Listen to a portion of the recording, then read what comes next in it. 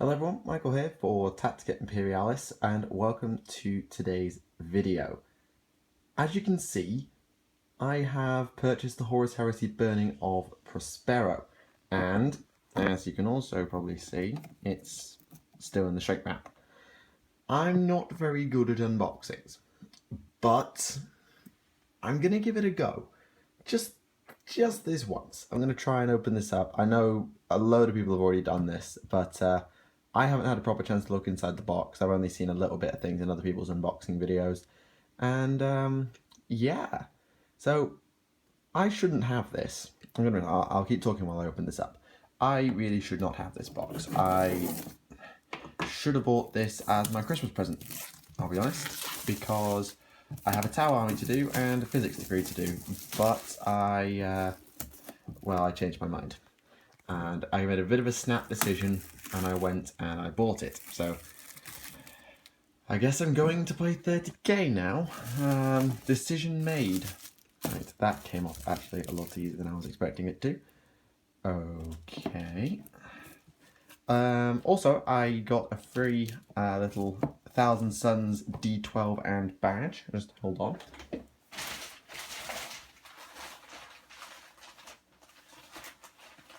Hang on a minute, where are you? Oh, I also got these. I have these little art. I have an Azek Arm and art badge, little thing, cool thing here. These just came extra from GW. My GW decided to be super nice to me and give me free stuff. Don't know why. So there's a little bit of highly professional video editing there. So yeah, we have a Sister of Silence, a Custodes, Fell-handed Nobody Cares, and Ahriman himself. A little extra piece for Ahriman. I'm honestly more fussed about the 1000 Suns and the Custodes than I am about the Sisters. But that's just personal taste. Anyway, that's the art. Let me just try and find this dice because it's like so small. It's not in a bag or anything. It's in the bottom of this giant bag.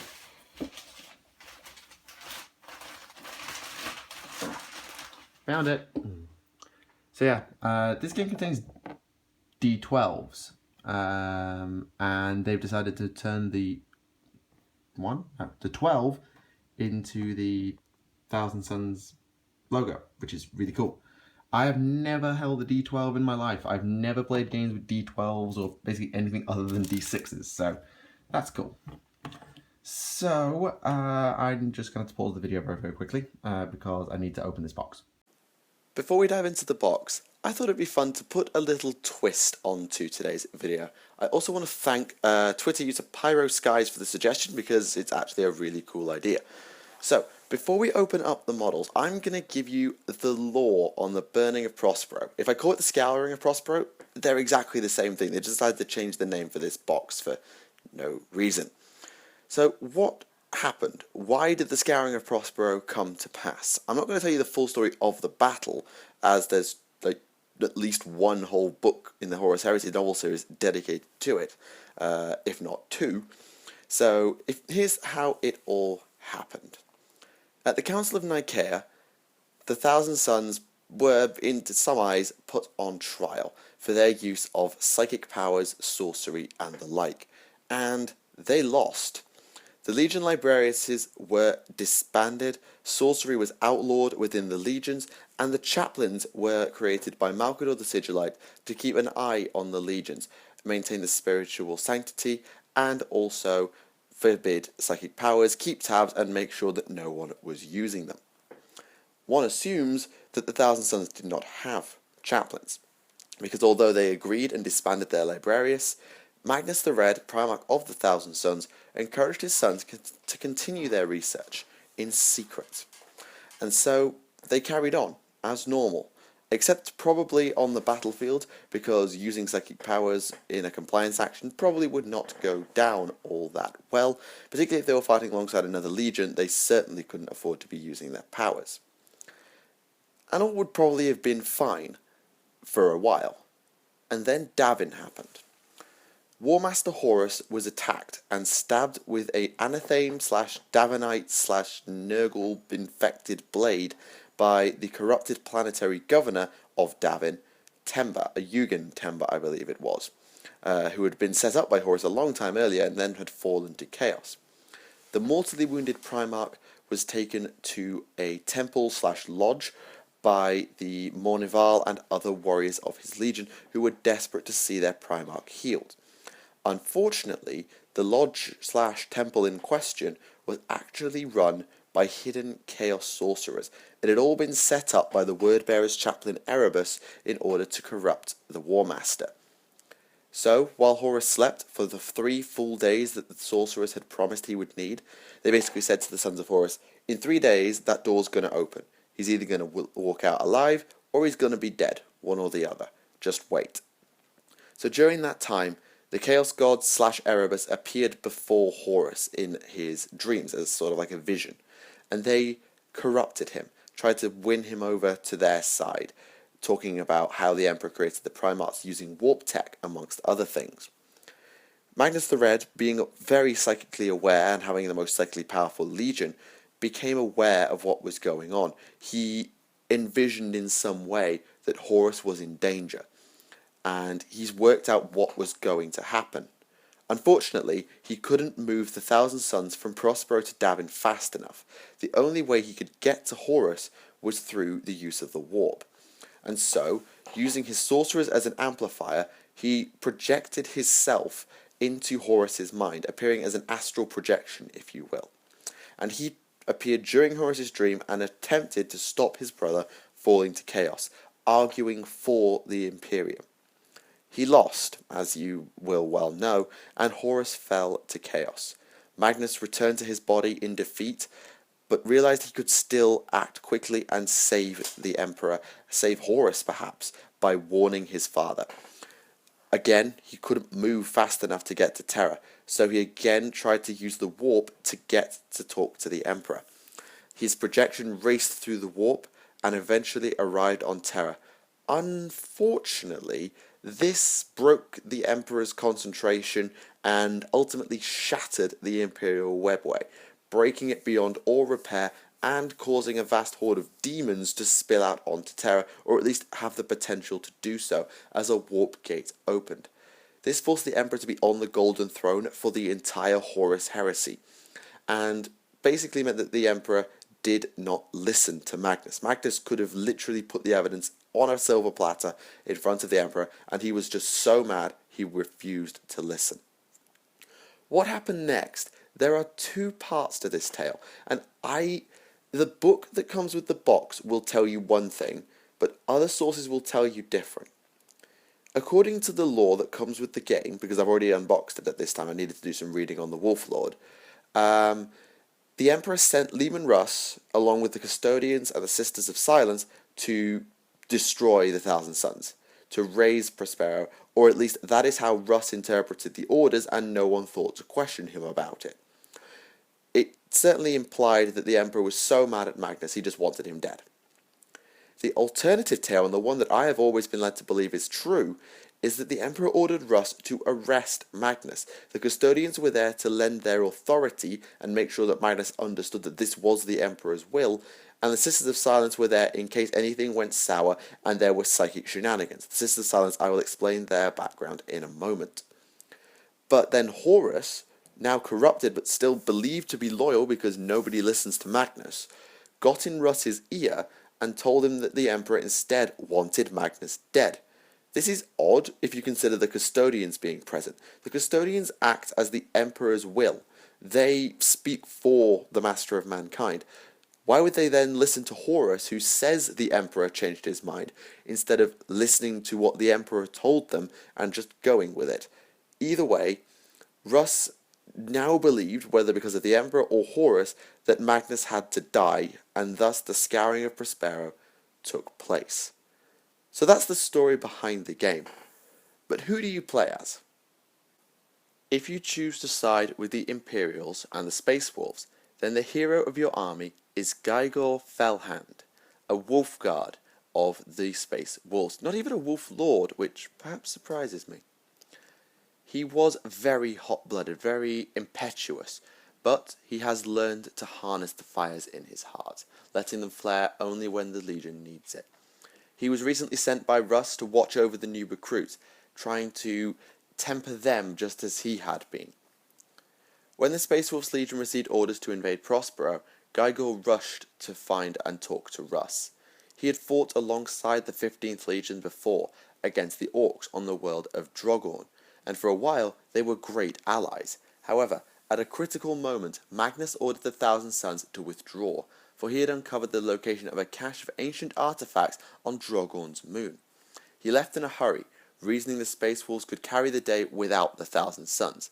He was right, he usually was, but a squadron of Orc aircraft no longer held at bay by the Thousand Sons aircraft, the Stormbirds, killed every one of Guigor's pack, or squad, in front of him. This left Guigor with a massive grudge and chip on his shoulder that runs very, very deep. And so, when the chance came to burn Prospero, he relished the chance for vengeance in the name of his lost kin. Russ agreed to Guigor's personal request to lead a spearhead deep into Prospero and hunt down the most powerful psykers in the Legion. I would tell you more, but that's literally all we know about him. He was designed specifically for the Burning of Prospero box set, so that's all there is to know.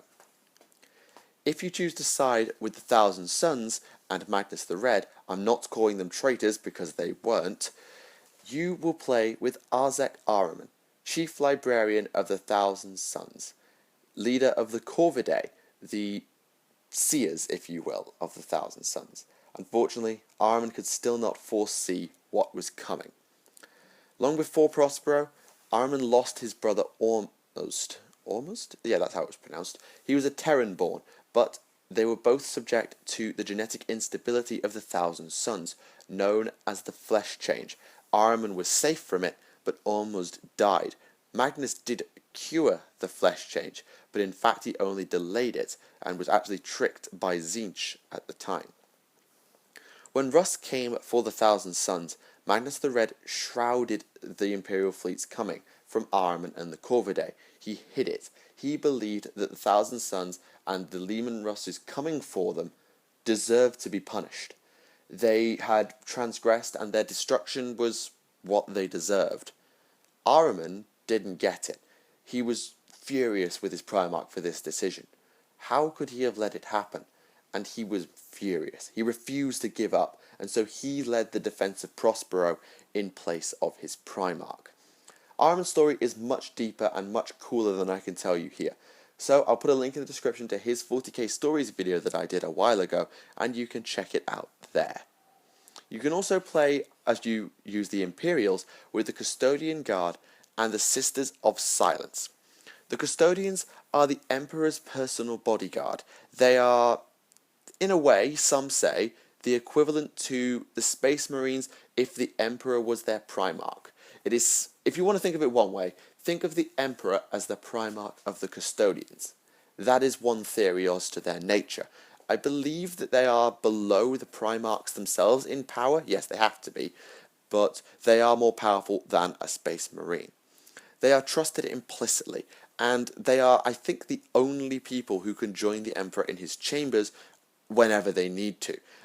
Others, like Malkador the Sigillite, could come on invitation, I believe, but that was all. When it comes to war, they speak with the Emperor's voice, which, as I mentioned earlier, is a little bit weird, but it made their accompaniment of Russia's invasion all the more shocking for the Thousand Sons. They didn't get it. What the hell was going on? And again, I raised the question, if Horus was the one who manipulated the Space Wolves, as I believed it was, why were the Custodians willing to go along with it? Oh well. The Custodian Guard are not as psychically resistant as the Sisters of Silence, but they are trained to defend themselves against all but the most dangerous psychic powers. This wouldn't help much against the likes of Ahriman and Magnus, but it would certainly help, and why they, I believe, have adamantium will in-game. They have the strength of 12 men and can strike at uncanny, blurring speed, faster than a Space Marine, I believe. I think they're Initiative 5. They have one weakness. They are individuals, not units. They don't fight as a wider unit.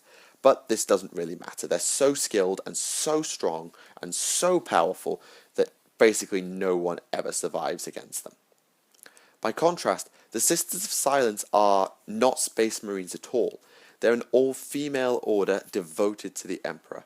Only they and the Custodians are permitted to walk freely in the vaults of the Emperor, and they were part of the group that helped defend the Imperial warp breach on Terra after Magnus's actions, because they're immune to psychers. They're also known as Null Maidens, and they are the best witch hunters, because they cannot be touched by psychers. They have no presence in the warp at all. This gives them a slightly weird aura around regular humans, but for psychers, they are horrifying. They drain psychic power around them. The analogy made here is like a black hole with light. Well, that's not a great analogy, but you know, same idea. They cannot speak. They are sworn to silence before the Emperor himself, and so they communicate through the equivalent to sign language, a very complex system of hand signals that they call thought mark. Their job is to hunt down, apprehend, and probably kill untrained/rogue psychers, for they are probably the greatest threat to the Imperium because suddenly demons. They are also members on the black ships of the Adeptus Astra Telepathica, processing those rogue psychers and returning them to Terra, where many undergo the soul-binding ritual, although now, of course, many of them are simply fed to the Emperor. Their immunity to psychic, which is part of their genes, they're actually genetically immune through a gene known as the pariah gene, makes them the deadliest threat to a psyker. When Russ led the invasion of Prospero, the Sisters of Silence accompanied him, with weapons designed to entrap and destroy psychers as well as drain their power around them, which makes the box art a little bit weird. I think I'm already going to mention that. They were a horrifying threat for the Thousand Sons, because they are the anathema to their existence. So that's it. That is the story of the Scouring of Prospero, in very brief, and a little look at some of the characters that you'll get to play as. There is a little lore book that comes with the Prospero box, so you can read a little bit more, but I thoroughly recommend, if you find this interesting, go and do your own reading. And the link in the description to Armin's video is there as well. Anyway, with all that said, let's check out the box. So, welcome to Prospero. This is the box. Now, I'm going to be honest, this is attempt number 2. I have already unboxed this once. It was so terrible, I had to do it again. So, some things that should be in shrink wrap aren't. I'll explain that in a minute, or when we get to it. But anyway, let's crack on with the frames. But before we do, I just want to point out this box art. I didn't mention it earlier. This box art makes no goddamn sense. Why? Armin, casting a psychic power. Sister of Silence, right there. There's another one there. You can't really see it because I've put the box in the way. But there's 2 Sisters of Silence literally there. And he's just casting a psychic power. Either Armin is a complete badass or Sisters of Silence are pretty terrible at their job. One or the other. Anyway, let's get to the models. So, there are going to be 30 Tactical Marines, 5 Tartarus Padded Terminators, 5 Sisters of Silence, 5 Custodians, Autocannon Arm, and Geiger, whatever it is, fell-handed. Wolf guy nobody cares about.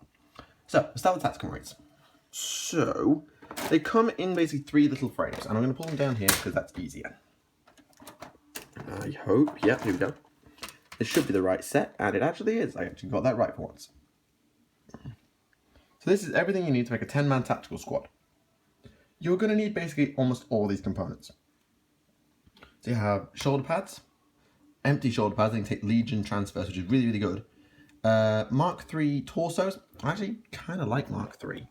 Can I turn this so you can get a good look? Yeah, that's Mark III. I don't know about Mark III versus like Mark IV, 5, whatever, but Mark III is kind of nice, and I can run with it. So you've got Mark III torsos, you've got 10 bolt guns if you want to make a completely plain tactical squad. You've got 10 helmets, which is good. You've got a lightning claw, something or other, and you've got a power fist here to put it on. Power fist in itself, something, I think that's a ammo pack. Yeah, that's an ammo pack. You have 10 chainswords, no, not 10. 10 chainswords to sit at your side, and then 1 chainsaw that you can hold in your hand, as well as a power sword, and a plume for your sergeant or bear heads should you wish to use them. I personally won't, but you can should you wish to. Also, the camera goes out of focus a lot. I do apologise. You've got your standard, your Vexali, or I want to call it Vexilarius because that's the Roman pronunciation, or that's the one I know from Fallout, but Vexilari or whatever they are, standard bearer. You've got backpacks and then an extra component for the backpacks, which I don't know why this is here. Why is this not just on the backpack? Oh well, whatever. I think... No, you have to use them all. Never mind. There's 6 with fans and 4 with grills. You've got a heavy bolter, which I believe is unique to this box. Thunder hammer, which actually goes in one hand. You don't often see one-handed thunder hammers. You've got a melter gun, a plasma pistol, and a bolt pistol. These 2 will be generally for your sergeant, should you wish him to have one. And interesting design on the plasma pistol as well. I mean, obviously 30k look very different to 40k, but interesting designs. I have to say I quite like them. The one thing that is missing, flamer. There's no flamer in this box, which I find interesting. They don't give you flamers, but oh well, that's fine. You've got, I think, 4 more ammo packs, is that? Yeah, 4 more of those ammo packs. And then here you have all your arms and legs. So you've got 10 arms to hold bolters, 10 pairs of legs, and then 10 arms to take bolters, as well as a few holstered bolt pistols. There's 6 of those, and then 3 arms here, 1 to hold your combat weapon, and then 2 to hold either your pistol or other weapon that goes in that hand, whether it's a chainsword. It's generally probably be for your pistol. Of course, you don't have to use them because this kit actually plans you around you having basic dudes as well as sergeants. I do find it kind of sad that there's only 6 of these. It'd be nice if there was 9 holstered bolt pistols, because then everybody could have one, and the sergeant would just have his in his hand. And there's not 1 holstered bolt gun either, but that's minor detail. That's me being picky. So yeah, that is all of that. Also, the Legion logo goes in here. There are some Legion transfers, which I'll get to there at the bottom of the box. I don't know what the best build is for 30k. I would wager it's got something to do with a plasma gun, but I could be wrong. For all I know, you should keep your Legion squads completely bare. I'm probably going to build, when I do this, because obviously I always go 1,000 Suns, I'm probably going to build Plasma, Vexali, 1 Lightning Claw, 1 Thunder Hammer, probably 1 Melter Gun. I'll need to have the heavy bolters. The one good thing I will say is, actually, this might be a heavy weapon arm. Could that be a heavy weapon arm, actually? No, I don't think it is. I will look in the instruction manual as to which one take the heavy weapon. Because it could be that the way they've designed this is to allow you to literally swap guns on a whim if you can slot these in okay. Might require some blue tack to just, or magnets to just drop these guns in and out so you can switch your weapons between games. I'm probably not going to do that, but I'll have a couple of heavy bolters knocking around. I'll have a couple of plasma guns, probably 2 plasma, 1 melter, and then 1 lightning claw, 1 thunder hammer. Actually, will I take the thunder? Yeah. I'll probably put the thunder hammer in my plasma gun squad. Make that a bit more of an anti-terminator / tank brigade. The melter gun will almost certainly take either a power fist or nothing at all, and then I'll have a lightning claw just rocking on its own with another plasma gun, I think. Anyway, so you get this kit 3 times. That is 3 Legion Tactical Squads. Now, Legion Tactical Squads go up to 20, which is why this kit's really nice. So you can actually have 30 Marines in 2 squads. Anyway, so you get that once more. There you go. So that's another set of 10. And then you have another set of 10. There's, like, they don't put them all the same, by the way. They vary slightly. Like, this one's got the chest plates separate. The first one we looked at had the leg plates separate. And this second one also had the chest plate separate. So there's a little bit of a lack in consistency there, but I could care less. Now we come on to our Tartarus pattern Terminators. I think these guys are really quite cool. I like the look of the Tartarus. I prefer Cataphracti. Just have a soft spot for Cataphracti armor, but Tartarus pattern is rather good. Okay, so what have we got? Back plates, some varied front plates. I like to see some variety. That's nice. Shoulder pads, helmets, more shoulder pads. That's good. And then you have these things. Are these also shoulder pads? Yeah, these are also shoulder pads, which is nice. So you've got enough to do all that good stuff. Actually, there's 3, 7, 10. There's actually 10 here, so I don't know what those actually are. They could. Oh, they might be the front plates. Sorry, they'll be the face plates that go underneath the helmets.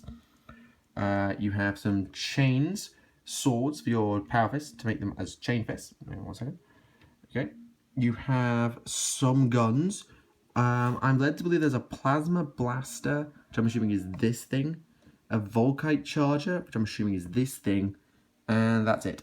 You also have a heavy flamer, an autocannon, legs, a power sword, a few power fists. That one, there's a couple of power fists that go separately. Okay, that one might be the autocannon arm, actually. Now that I look at... No, that's the autocannon arm. That one might be there specifically to take... I'm not sure what that's there to take. I'll have to have a look at what that arm actually take. Or maybe they're just general bolt arms. Actually, yeah, they're probably just bolt arms, because they'll just be ammo feeds. Okay, so you've got 5 combi bolters, twin link bolter. I'm not sure what they were called back then. You've actually got 5 halves. They actually are in halves for reasons. A couple more heads, legs, a little bit of variety in the bodies again. I like that. Lightning claws, which is great. A few decorated shoulder patches, which just put transfers on them clean, which is really kind of nice. Loads of lightning claws, so I like to actually run twin lightning claws, which is great. You can't run twin power fist on everybody. I think there's only 1 left-handed power fist, maybe 2. Yeah, I think there's 2. Oh no, 3. 3 left-handed. No, 4. No, if you can run twin lightning claws, you can run twin power fist. Of course you can. Come on, Michael, brain cells. So yeah, you can run twin power fist. You can run twin lightning claw. You've got guns. Taurus patterns seem to have a lot of variety. I don't know all the rules for them.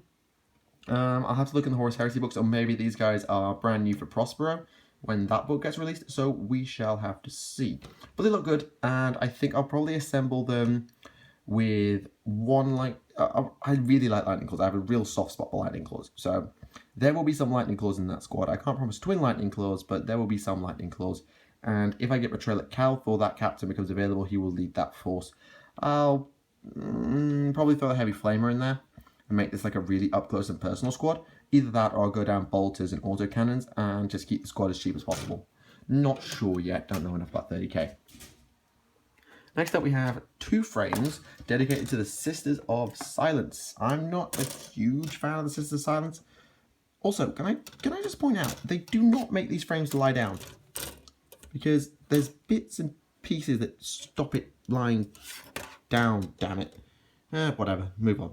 So you have the Great Blades, some cloaks, some variety in the cloaks as well. You got Aquila and Thorn patterns here, different Thorn pattern here. You got a full pelt here, just an Aquila here. Oh, camera's going out of focus again. My apologies. You only have 4 here, and then you have a 5th one here, which is another full pelt. You have flamers. There are 5 flamers, I believe, in the box, as well as 5 Great Blades, and 1 Great Blade that will sit at the side of your champion should she not be wielding one. Have torsos, bolters, heads, purity seal of some sort, I assume, with some anti-psychic warding, arms, all that good stuff. I'm not 100% on all of the components here, but looks good. You got some shoulder pads. There's 5 of those. There's 5 of those, and then 5 pelted ones. So yeah, you'll get a full set of fully shoulder armored stuff, which is nice. You got some head options. I think one. Can I find any more? Can I find any more? 2, 3, 4, 5, 6. Okay, you've got like 7 heads here, so you've got absolutely loads of heads to be working with if you like variety in Sisters of Silence. Although I think they all look the same, so make of that what you will. And then finally, for units, you have the Adeptus Custodes, the Custodians. So storm shields and little gems to go in the front of the storm shields. I have a couple of questions as to why this isn't just here. Like, some of the sculpting, like, it seems to have just split components up for no good reason, and I don't know why. Ah well, no big deal. You've got the halberds, you've got the blades that go with the shields, should you wish for that build. You've got the legs, some with 2 legs, some with only 1 leg for no reason. Arms, I'm assuming they're the chest plates. And you've got there. No, oh, are they the backs? I think they might be the backs. I can't remember right now. Some more pieces. I think that's the Custodian standard, should you wish to use it, and the components for that excuse me, are over here, and this majig. Oh, I've got to go in case the hiccup's coming on. This isn't good. And your helmets, like, it took me a while to find the helmets the first time I did this unboxing, but if you just turn it over, then the heads are here and here. You've got a bareheaded one there. I would recommend generally just going down the helmet route. I think helmeted dudes, particularly in the 30 era, it just fits more to have helmeted dudes. Generally, just for consistency, because 30 era is a lot more about consistency across regiments and units and stuff. Bareheaded seemed less common. And then finally, we have our two special characters, Wolf Guy and Armin. Fell-handed is here. So you have leg. Where's his other leg? His other leg is here. I don't think there's anything for him to stand on. So I think he actually... Does he sit flat? Hang on a minute. I'm not sure if he actually sits flat on the ground. So I'm gonna skip ahead a minute. I'm gonna go into the rulebook and see if he sits. No, he's in a running pose. Okay. Sorry, the light's coming off really badly there. But he's in a running pose. Okay, so that's fine. That's fine. A couple of shoulder pads. Bolter that he's not using because he's an idiot. Knife, lightning claw, head. I don't know how compatible this is with other Space Wolf kits. So like if you wanted to swap in like a particular head from another kit, then I don't know how easy that would be. But Space Wolf players, if you know, feel free to give it a bash and see what it looks like. I'd suspect you'd get away with it. Although, because the torso isn't... Oh, wait. No, actually, wrong. The torso... Just dropped my thingy there. The torso is actually flat. Where is it? If you can see that, the torso is actually flat. Which means it's not so good. And then you have Arzek Ahriman, everybody's favourite badass. This is the thing that goes on his base, because he doesn't actually stand flat on his base. That is a piece of Mark III, I believe, armour, camera. Yeah, so that's generally painted in the cannon model as Space Wolf armour. We've got his arm, his front, his back. The staff, I thought the staff would be a separate piece for posability, but it's not. Helm, backpack, and the little horns come onto the torso pieces. Really intricate model, and probably will require... I think you could probably get away with it by doing these two pieces together and then this piece, but everything else keeps separate. Particularly, this piece has to stay off if you want to get all the details correct, particularly on the lining. So that's all the models. That is all the models you will find. You then have a pile of dice. You have D6s, D8s, D10s, and D12s. So there's a bunch of new dice there if you're just a standard D6 player like me. You have got a metric ass load of bases, which is always nice to see. So you probably need every single one of those, so that's fine. You have... Come on. I'm trying to... There we go. You have a transfer sheet. So here are the... If you can see them, there's a Thousand Suns logo and scarab transfers, and then some extra markings that generally go on the legs. You have a couple of Legion Vexilas, that's it. And then some markings for your Terminators. The red ones for the Terminator Sergeant, so you might take opposite coloured shoulder pads, because generally you paint everything red in Thousand Suns. Not sure. Space Wolves just have a bunch of markings for one shoulder. They don't take all the same markings. Then they've got a load of knee pad markings, markings for the banners, and then a bunch of wolf heads for the Terminators. And the Sisters of Silence only get 4. I don't understand why they only get 4 Aquilas. It doesn't make sense to me. I thought that they got 5. And there's nothing for the Custodians on here, which is fine. If you want another Legion, you'll have to look elsewhere. You then have a bunch of cards that come with the game. I haven't gone into this. If we ever play the game and we do a walkthrough, then we can do. But these are the cards, and I love this little piece of art. I love this art. I'm just going to say that I really like that art. Then have a bunch of books. This is the rules for playing the actual Prospero game, I assume, with all the missions and how to do stuff. Yeah, so that's just the rule book for the game. You have a lore book. I didn't expect this. You actually get a lore book, which doesn't have a lot, but it gives a little bit of background on how the Horus Heresy came about, how the Scouring of Prospero came about, a little bit lore on the wolves, which we're going to skip, a little bit lore on Custodians, a little bit lore on Sisters, a bit of lore on the Thousand Suns, a bit of lore on Armin, which is nice. A little bit about, I love this, these are little fleshed out stories for the guys that you'll be using if you play them in the game. And then places where you can go and read more. So Thousand Suns, Prospero, Burns, they're the obvious ones. This one is also 1,000 Suns, which is kind of cool. Echoes of Ruin. I don't actually know what these ones are. So I quite like the look of this. And then there's a bunch of more general stuff. Like there's Khan, twice actually, and then one about Russ. There's one just come out about Korax as well, which is kind of cool. Also, again, nice. Here's your assembly guide. I haven't gone through this in depth yet, but it seems pretty self-explanatory. I think the only question will be which pieces go where in a few cases, like for like can arms take multiples of different weapons? It seems that they can, because like arms go in pairs, and then the weapons just sort of slot in. Hard to know though. I wouldn't want to be sure until I actually properly read through the assembly guide. How to do the Custodes, how to do more Custodes, System of Silence. Each System of Silence has their own page, Tartarus Terminators, and then Boo Wolves.